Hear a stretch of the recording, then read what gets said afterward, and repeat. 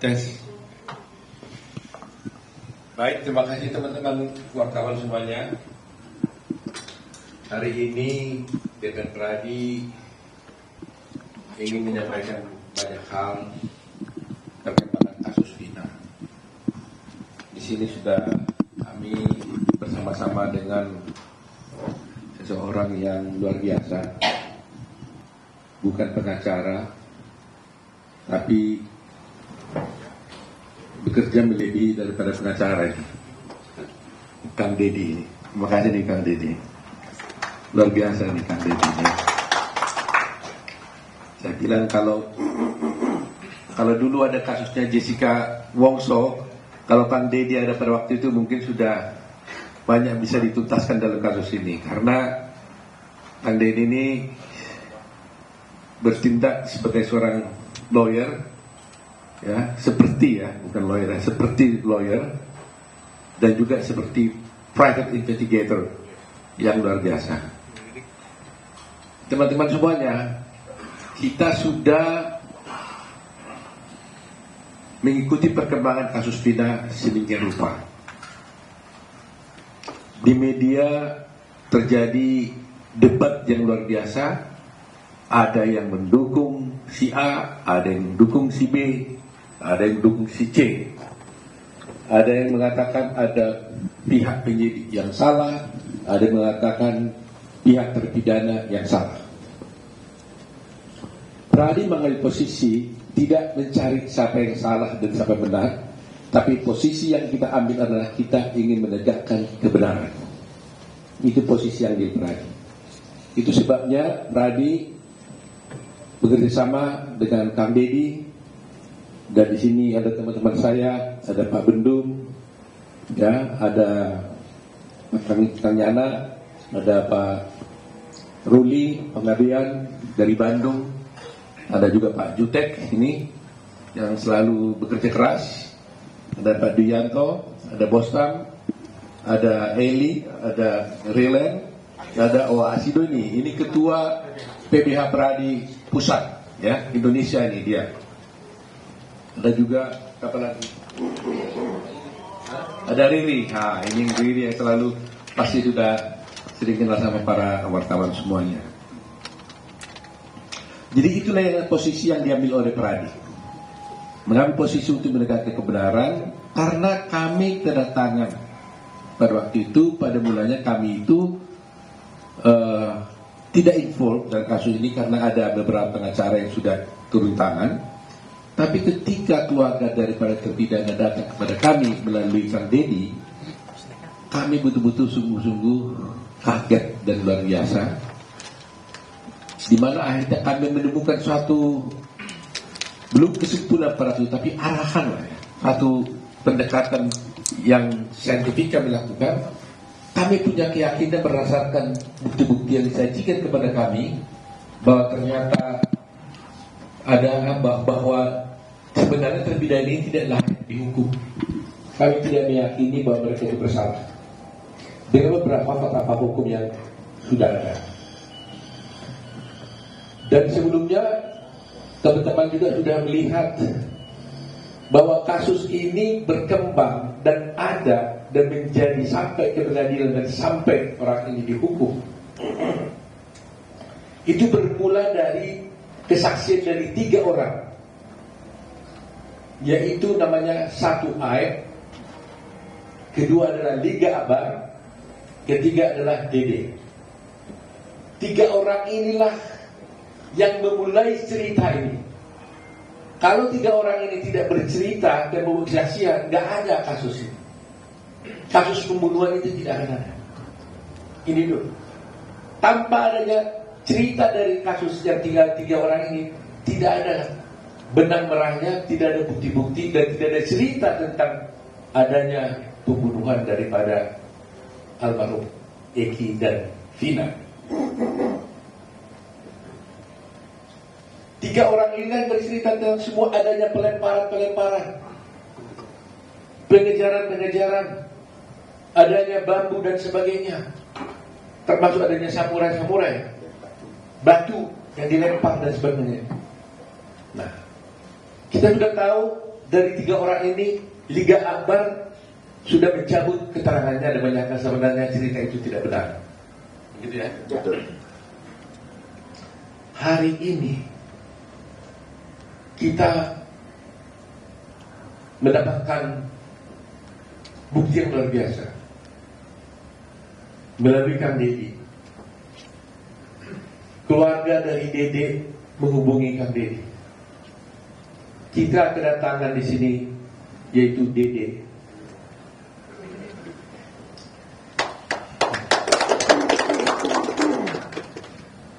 Kalau tidak ada Dede ini, tidak akan ada cerita pembunuhan Vina, almarhum Vina dan Eki. Tapi karena mereka inilah dulunya yang memberikan keterangan palsu, bersaksi palsu, maka akhirnya 7 terpidana itu dihukum. 8 ya. Mereka inilah yang bercerita seakan-akan ada pelemparan batu, seakan-akan ada kejar mengejar, seakan ada bambu, pelemparan batu, yang mengesankan bahwa ada akhirnya peristiwa pembunuhan terhadap almarhum Vina dan Eki karena kesaksian palsu mereka. Tapi berdasarkan keterangan yang diberikan kepada kami dan dia nanti bisa kita tinggal cerita bahwa dia ternyata melakukan perbuatan itu karena terjebak sama Aib. Di mana Aib mengajak dia ke kantor polisi yang tadinya dia tidak tahu tujuannya apa. Sampai ke kantor polisi, ternyata dia disuruh memberikan keterangan palsu. Dia diarahkan oleh Aib bersama-sama Rudiana. Nanti kita lihat keterangan sendiri. Untuk menceritakan suatu peristiwa yang dia sendiri tidak tahu dan tidak pernah ada. Kepadanya diberitahukan nama-nama daripada 7 terpidana ini, yang pada mulanya dia yang sebenarnya dia tidak tahu siapa ini 7 terpidana ini, karena dia juga tidak kenal dengan orang itu. Akhirnya dia bercerita tentang cerita-cerita yang sudah dikemas, diarahkan oleh Aib dan juga oleh Rudiana menurut keterangan dia. Nah, oleh karena itu, sebelum kami sampai kepada kesimpulan dan tanggapan nanti, agar tidak ini salah, kami mau tanya dulu kepada Dede di hadapan para rekan wartawan. Betul Dede? Bagaimana ceritanya? Bisa saudara cerita? Bagaimana ceritanya Dede sampai bisa bercerita tentang adanya pelemparan para itu? Saya tanya dulu biar berurut ya. Kamu kerja di mana Dede? Cucian mobil Pak. Pada waktu itu ya? Ini pada waktu 2016 ya? Cucian mobil. Ya. Udah berapa lama kerja di sana? Kurang lebih 1 bulan. 1 bulan. Pada tanggal 27 Agustus 2016, kamu berada di mana? Posisi tidak masuk kerja Pak. Tidak masuk kerja? Tidak. Karena apa? 27 Agustus saya masuk kerja Pak. 27 Agustus masuk kerja. Kemudian tanggal 28 Agustus? 28 Agustus saya masih masuk Pak. Masuk. 29? Masuk Pak. Masuk ya. Kemudian saya mau tanya, kamu kenal nggak 7 terpidana itu? Tidak kenal sama sekali Pak. Ya. Pun saya tidak kenal, nama tidak kenal. Muka tidak kenal, nama tidak kenal. Sama sekali tidak kenal. Sama sekali tidak. Ya. Kapan kamu bertemu dengan Aib? Ya pada saat itu Pak, kerja di kerjaan, saya mengenal Aib di kerjaan. Oh, Aib itu juga bekerja sama kamu. Ya, di situ. Nah, coba ceritakan bagaimana ceritanya Aib mengajak kamu ke kantor polisi. Awal mulanya malam Pak, Aib menelpon saya dan mengajak saya ke Polres. Tanggal 2 September. Tanggal 2 September. Malam hari. Sekitar jam 7-an.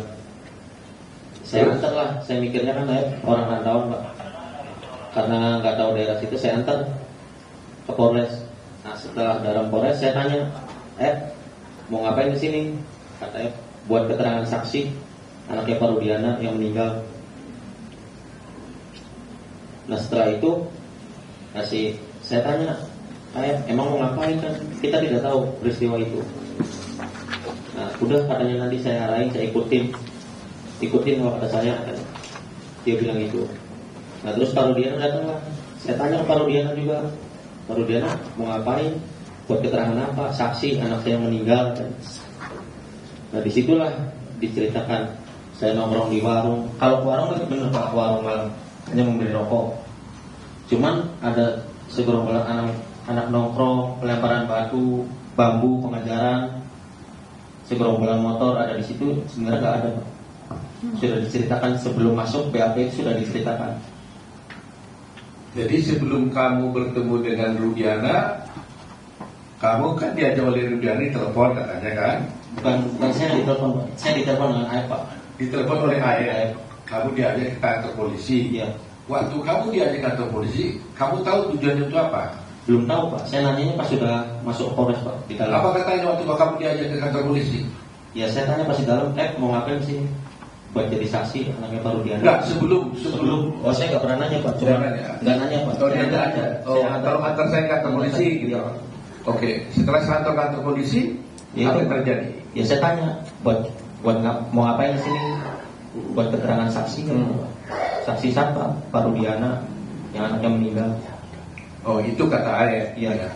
Nah kemudian kamu bertemu dengan Rudiana di mana? Di situ juga? Di situ juga. Saya tahu Rudiana pun saat di situ. Oh kamu kenal Rudiana saat di situ? Saat di situ. Waktu dia pakai baju apa dia? Baju preman atau baju preman sih Pak? Baju biasa. Baju polisi. Apa? Dikenalkan sama Aep siapa ini gitu? Iya, dikenalkan sama Aep. Ini Pak Rudiana katanya. Nah, dikasih tahu ini Pak Rudiana, ini Pak Rudiana. Apa lagi? Bapaknya Eki. Diberitahu nggak dia polisi? Diberitahu dia polisi. Ini polisi. Gitu. Polisi. Jabatannya diberitahu pada waktu itu. Diberitahu intel narkoba katanya. Oh intel narkoba katanya. Diberitahu gitu ya. Diberitahu. Nah lantas apa kata Aep kepada kamu? Ya saya bilang ke Pak Rudiana juga pada situ. Pak, buat jadi saksi apa? Anak saya meninggal katanya. Nah, sedangkan saya tidak tahu kejadian itu. Dan saya pun tidak kenal nama-nama dan muka dan peristiwa itu emang tidak tahu sama sekali Pak. Nah terus apa kata Rudiana? Kata Aep dan Rudiana dia bilang Pak, ya udah ntar saya kasih tahu katanya. Ya setelah dikasih tahu, pada saat nongkrong di situ, pada saat ke warung ada orang segerombolan nongkrong, terus melihat pelemparan batu kepada anaknya Pak Rudiana. Nah terus dilempar batu itu tidak kena, terus pengajaran membawa bambu. Nah terus setelah itu ya tidak tahu kejadian itu lagi Pak. Setelah pengajaran tidak tahu. Sudah sampai situ doang. Tadi kan kamu ceritakan bahwa kamu diarahkan oleh Aep dan Rudiana. Saya mau lihat peran masing-masing. Aep ngomong apa, Pak Rudiana ngomong apa? Aep ngasih tahu, bilang aja ya ada segerombolan orang di situ Pak. Baik. Terus Pak Rudiana? Pak Rudiana ngasih tahu masalah motor sama nama Pak. Sama nama? Iya, motor dan nama. Saya tahu dari Pak Rudiana, dikasih tahu sama Pak Rudiana. Oh, nama-nama pelaku. Nama-nama pelaku. Iya. Apa katanya waktu itu? Kan saya bilang saya nggak kenal Pak nama-nama pelaku. Muka pun nggak kenal. Terus kata Pak Rudiana, ya udah ntar saya kasih tahu nama-namanya pelakunya. Oh dikasih tahu? Dikasih tahu. Masih ingat kan nama-nama itu? Nggak ingat pas ya Pak. Oh, tapi nggak mengingat soalnya kan nggak kenal Pak. Kalau nama pun pas di situ kan dikasih tahu Pak. Tapi di situlah diberitahu, katakan gini aja katanya. Iya.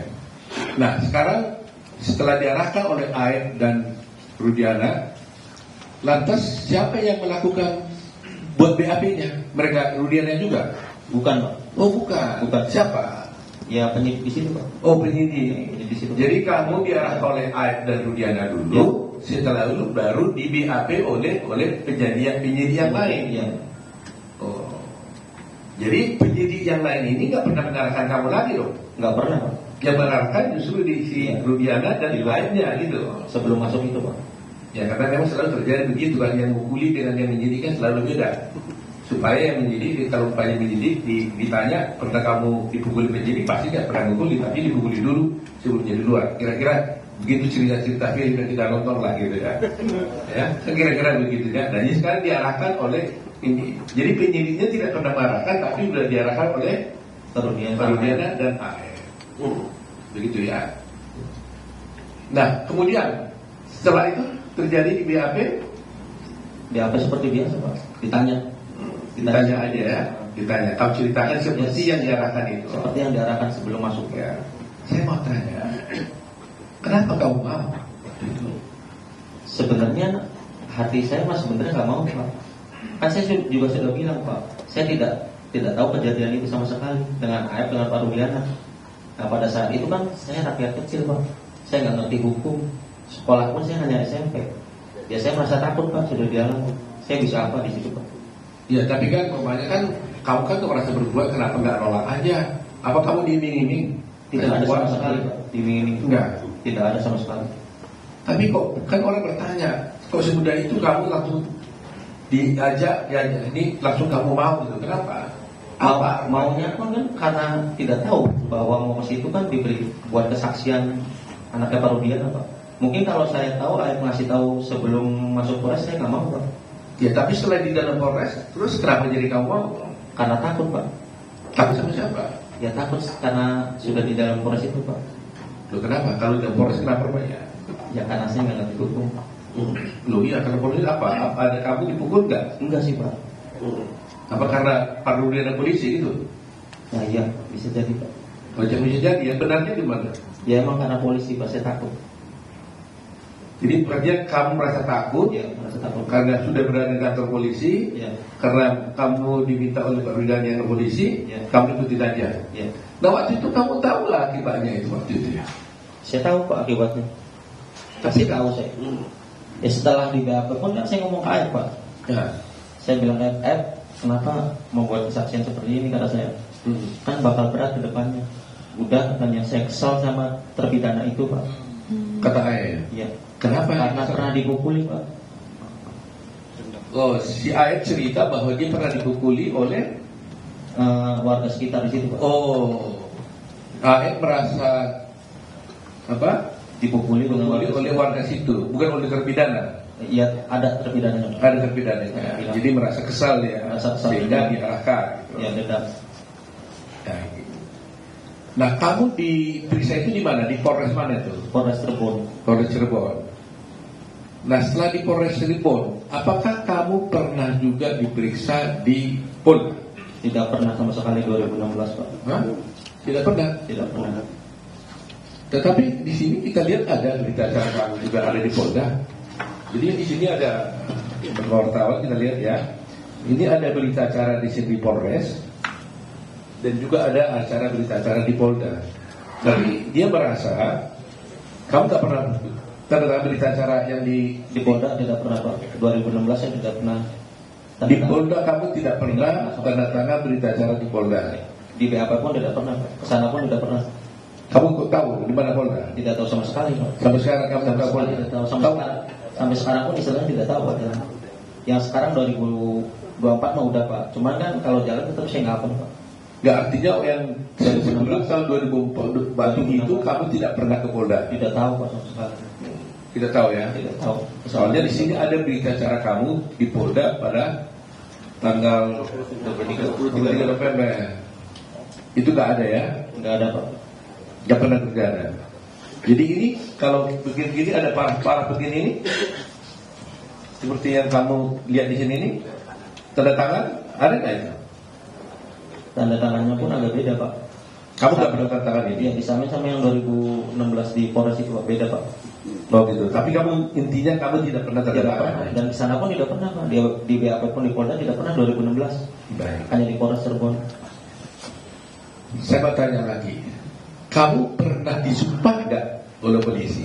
Tidak pernah sama sekali. Hah? Tidak pernah. Nggak pernah. Kemudian kamu setelah kejadian ini, kamu pernah hadir di pengadilan tidak? Untuk bersaksi? Tidak pernah sama sekali. Kamu tidak pernah datang di pengadilan dan tidak pernah menjadi saksi di pengadilan pada waktu itu? Tidak sama sekali. Kalau menurut keterangan Pak Jutek gimana itu? Dia belum keputusan pengadilan, dia Benar ada kata-kata di situ bahwa dia ada memberikan keterangan di bawah sumpah. Iya, di dalam putusan. Dalam putusan ini. Jadi di dalam putusan, kebetulan Pak Jutek yang lihat ada bagaimana Pak Jutek jelaskan? Ada Memberikan keterangan di bawah sumpah. bahwa Dede ini memberikan keterangan di bawah sumpah. Ya. Ada dalam putusan. Ada dalam putusan. Padahal dia sendiri tidak pernah datang di pengadilan dan tidak pernah memberikan keterangan apalagi di bawah sumpah. Begitu ya Pak? Iya, betul. Ya. Nah ini menjadi, jadi ini yang menjadi masalah kita ini. Jadi di pengadilan pun ada putusan menyatakan dia adalah memberikan keterangan di bawah sumpah, padahal dia sendiri tidak pernah datang ke pengadilan, apalagi bersumpah. Saya mau tanya, kok kamu gak datang ke pengadilan? Kenapa kamu diberi berita acara di Polres? Iya, Apa kamu gak dipanggil pengadilan? dipanggil Pak. Ada surat panggilannya datang. Oh ada? Ada. Terus kurang gak datang? Nggak datang Pak karena takut. Cuma saya nanya Pak, pas surat datang, saya nanya ke Pak Rudiana, Pak ini gimana? Ada surat panggilan dari pengadilan, udah katanya nggak usah datang, biarin aja. Jadi ada panggilan dari pengadilan Ada. kepada kamu untuk melakukan tugasmu sebagai warga negara bersaksi di pengadilan, tapi kamu dilarang Dilarang oleh Pak Rudiana. katakan bagaimana kan? Tidak, Pak, ada surat pengadilan datang, kata saya. Bagaimana ini? Nah, kata Pak Rudiana, udah nggak usah datang, katanya, biarin aja. Jadi Pak Rudiana menurut dia itu tadi menyuruh tidak usah datang ke pengadilan. Ya. Jadi sekali sudah tahu tuh pasal apa yang dilanggar di situ kalau seperti itu kan, melarang orang tidak datang ke pengadilan, padahal itu adalah kewajiban hukum dia. Tapi Rudiana menang tiba-tiba. Saudara tahu kenapa kamu dilarang datang ke pengadilan? Tidak tahu Pak, hanya bilang itu saja. Oh hanya bilang itu saja. Jangan datang, tidak perlu datang ke pengadilan. Datang, tenang aja. Pertanyaan saya terakhir ini, jadi Bisa kasih dia kasih buka. kenapa kamu tiba-tiba sekarang mau datang di sini? Karena saya mikir merasa bersalah Pak. Ya selama 8 tahun pun sebenarnya saya mau jujur Pak, mau mengungkap ini sebenarnya Pak. Cuman saya bingung Pak, mau mengungkap ke siapa Pak? Pendamping pun saya nggak punya. Sebenarnya selama 8 tahun saya merasa bersalah Pak. Bayangin Pak, saya hidup enak di sini Pak, bisa kerja, bisa nikah istilahnya Pak, sama anak istri bisa bahagia, sedangkan dia di penjara seumur hidup Pak. Saya merasa berdosa selama 8 tahun, merasa Pak. Nah saya putuskan kemarin Pak, seminggu sebelum saya bertemu Kang Deddy, saya putuskan benar-benar Pak. Setekad saya harus bulat, saya harus menerima resikonya, apapun resikonya, entah ada hukuman buat saya terima Pak. Siapa yang menghubungi kamu datang ke Pak Deddy? Inisiatif kamu sendiri atau gimana? Inisiatif saya sendiri Pak, tapi rundingan sama keluarga Pak. Teteh dulu. Oh jadi setelah lihat viral-viral begini, kamu rundingan sama keluarga? Rundingan sama keluarga. Apa? Gimana rundingan itu? Ya, Teteh Pak, sebelum sebulan setengah viral itu Pak, Teteh pernah bilang Pak, Dek, apa datang aja ke Pak Dedita? Kata saya bilang, nanti aja lah, karena saya belum siap Pak, masih takut dan bingung kehilangan pekerjaan Pak. Nah terus setelah dorong keluarga dorong terus, nah seminggu sebelum ke Pak Deddy, nah, tekad saya bulatin, fisik saya kuatin. Saya bilang malam itu juga jam 11, saya bilang udah kontak Pak Deddy di Instagram, cuman tidak direspon Pak. Baru saya ke TikTok Ferry, Terus? ke TikTok Ferry, Teteh tuh suruh ke TikTok Ferry, terus direspon alhamdulillah Pak. Jadi teman-teman wartawan sudah lihat di sini. Yang menghubungi Kang Deddy ini adalah dia. Kita tidak mencari-cari, tidak menemukan Deddy. Deddy sendiri yang berunding dengan keluarganya merasa bersalah dan akhirnya datang menemui Kang Deddy. Dan Kang Deddy membawa ke sini. Pokoknya saya tegaskan, intinya saya keluar itu bukan dicari dengan Pak Deddy, bukan ada yang dari luar menyuruh saya. Karena ini inisiatif saya sendiri, merasa bersalah. Dan keluarga, ada dorongan dari keluarga, udah selebihnya nggak ada lagi. Dede, Ya. Kamu kan tadi mengaku sudah bersalah melakukan memberikan keterangan palsu dulu atas arahan daripada AF dan juga Rudiana. Ya, kita juga pernah melaporkan kamu juga. Ya, Pak. Iya kan? Tapi sekarang kamu datang mengaku bersalah. Kamu tahu risikonya ini? Kamu Tahu, Pak. Sangat tahu resikonya. kamu tahu bahwa kamu bisa dipenjara gara-gara pengakuanmu sekarang ini? Tahu, Pak. Saya siap resikonya, Pak.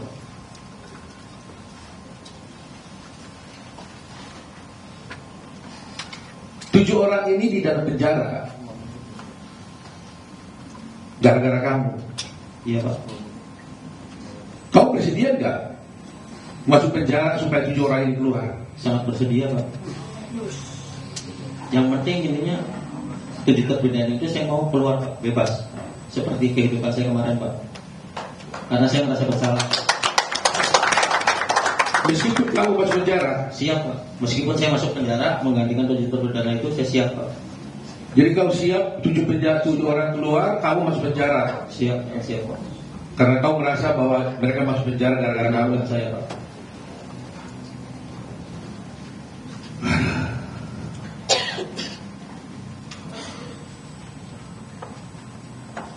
Terima kasih ya, Dede ya.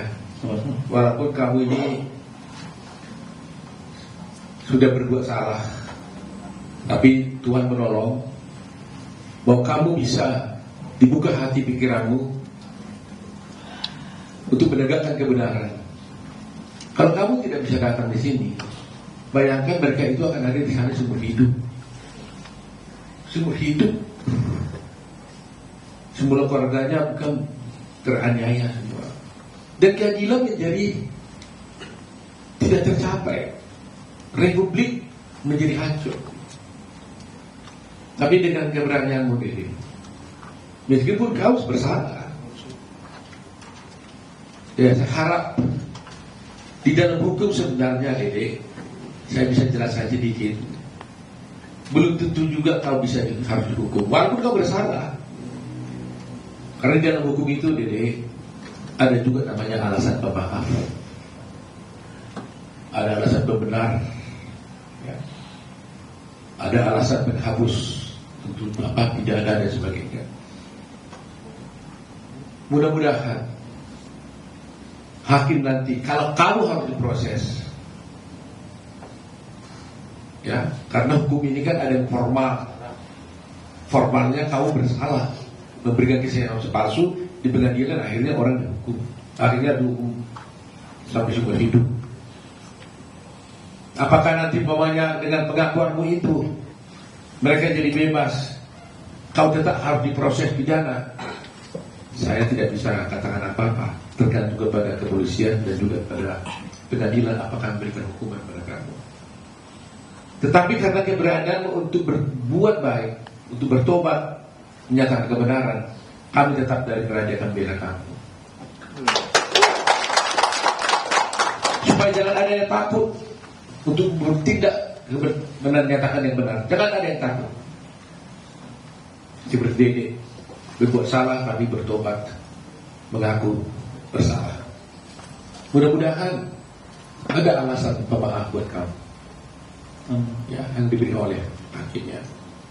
Jadi sekali lagi ya, berani kamu ya. Berani, Pak. 7 orang keluar, kamu masuk penjara menggantikan mereka. Iya, Pak. Intinya saya keluar, dengan 7 terpidana itu saya keluar. Ya, mudah-mudahan mereka keluar. Nanti saya lebih senang, Pak.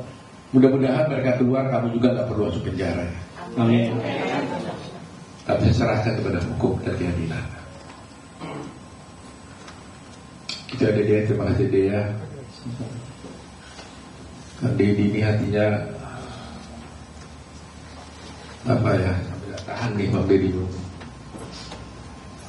Menggunakan mata begini, kita para lawyer hati kita udah berkali-kali sering digini. Jadi sampai air mata kita udah habis, karena kita udah sering melihat kejadian-kejadian seperti ini. Belum kita udah lihat tragedi bagaimana Jessica Wongso, sekarang Dede. Saya nggak tahu masih akan ada lagi nggak kasus lain yang bisa terbuka seperti ini. Tapi terus terang aja terima kasih ya kepada para wartawan semuanya. Terus terang aja kalau ada wartawan, media massa, televisi yang mau dengan sepenuh hati mengikuti dan membuka kasus ini nggak terbongkar. Jasamu luar biasa. Jasa para media televisi, baik Instagram, siapapun lah, medsos, netizen di Indonesia ini. Saya atas nama Pradi, atas nama Advokat Indonesia, atas nama keadilan, berterima kasih sebesar-besarnya. Ini belum tuntas memang, tapi dengan adanya kedatangan Dede ini ada di gambar juga, mudah-mudahan menjadi keberanian mereka. Dan sebagai bukti, Dede ini juga sudah datang memberikan keterangannya itu di hadapan notaris. Dia tertandatangani di hadapan notaris. Semua keterangan dia itu tadi itu. Jadi kita lihat Dede datang bertemu dengan Kang Dedi bukan karena disari oleh Kang Dedi, tapi dia sendiri yang berunding dengan keluarganya, merasa bahwa dia bersalah, menghubungi Kang Dedi. Ya, dan ini kita ajak ke notaris juga, itu atas sukarela dia membuat keterangan ini. Betul ya, Dede ya. Artinya dia fraud, yakin betul. Nah, mari kita rakyat Indonesia menilai apakah keberanian Dede ini tetap harus kita hormati. Di satu pihak nanti akan ada polemik, di satu pihak dia sudah bersalah, tapi dia di satu pihak dia sudah menjadi pahlawan untuk bisa membongkar kasus ini. Mari kita dukung Dede, mari kita doakan Dede, kita kuatkan hatinya supaya kasus ini bisa terbuka. Dan kepada Kapolri, terima kasih Pak Kapolri karena sudah menugaskan kemarin saya lihat ada Bapak Resri, Irwasu, Propam untuk tahan kasus ini. Mari kita sama-sama membongkar kasus ini untuk tegaknya hukum dan keadilan. Kalau toh ada di sini katakan Dedi di bawah itulah dari polisi, bukan kepolisian secara institusi, ini adalah oknum. Oknum. Jangan gara-gara satu oknum tercoreng nama institusi. Jadi kita harus berani ya membuka kasus ini. Jangan gara-gara setitik nilai rusak sukses sebelahnya. Jangan gara-gara satu oknum yang berbuat menjadi rusak institusi kepolisian. Kami butuh polisi Pak. Kalau tanpa polisi nggak mungkin ada keamanan di negeri ini. Kami tetap ingin menjaga baik kepolisian. Oleh karena itu apapun kami siap bekerja sama dengan pihak kepolisian seperti yang dilakukan oleh Kang Dedi ini. Dan terus terang Pak, teman-teman semua, para netizen di seluruh Indonesia, menjadi pertanyaan sekarang, kalaulah seperti dikatakan oleh Kang Dedi, si Dedi tadi itu benar, itu hanya rekayasa. Menjadi pertanyaan kita sekarang, apa motifnya dibuat seperti ini? Apa motifnya harus dibuat cerita seperti ini supaya 7 orang ini jadi terdakwa, dihukum seumur hidup? Toh mereka bukan jenderal, bukan orang kaya, bukan politisi. Mereka bekerja hanya kuli bangunan. Apa motifnya? Ini juga mestinya diungkap. Apa motifnya? Kenapa harus seperti itu? Mengarang cerita, mengorbankan banyak orang, membuat negeri kita geger begini luar biasa. Apa motifnya? Nah itu mungkin tugas kepolisian nanti yang bisa mengungkapkannya. Jadi itulah mungkin keterangan kami, mungkin kalau ada Kang Dedi sampai di sana.